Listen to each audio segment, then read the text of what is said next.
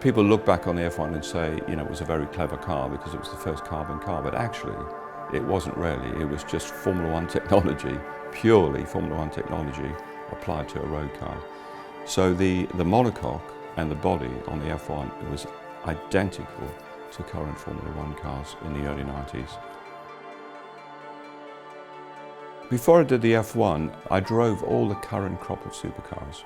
Really what I did was try and exorcise the bad things that supercars were well known for.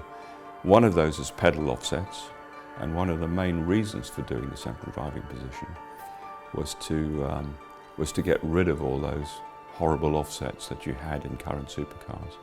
But another reason for the central driving position was to make somebody feel very special. This was going to be the world's first sort of $1 million car. We didn't know it at the time, but knew it was going to be expensive. So I wanted the driver to feel special, and sitting in the middle was synonymous with Formula One. Aerodynamics has always been at the front of my mind, and having no rules in road cars, it's actually more exciting, if you like, than racing cars. So we were able to have rear wings that popped up and down. We had active brake cooling ducts that opened and shut when the brakes needed cooling. And of course it was the world's first ground effect road car. I didn't set myself any performance targets. I know people, you know, look at the top speed and say we must have, but actually we didn't. But of course, being a racing car designer, subconsciously you do everything as you would on a racing car. So the car turned out to be very light and very stiff and very efficient. And with the power we had available, it just turned out to be an extremely high performance car which set new standards. The other part of performance with the F1, of course, is the speed. It's got a very small frontal area. If you look at it in terms of today's supercars, it's got a very low drag coefficient. The big unknown, of course, is the F1 has ram intake pressure, just like a Formula One car. It has a top air box, effectively. Very direct. I mean, if you took the air filter out, you can see the inlet valves. That's how direct it is. And we didn't know how much that was going to give us.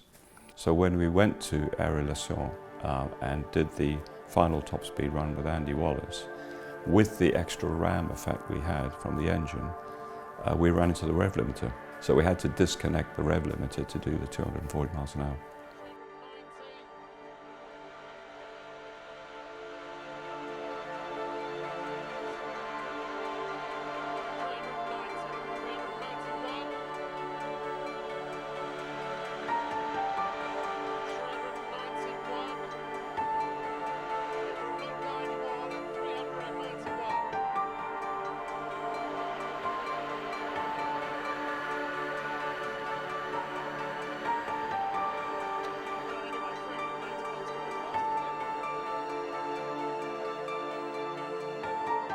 It's still, I think, the quickest normally aspirated car on the planet.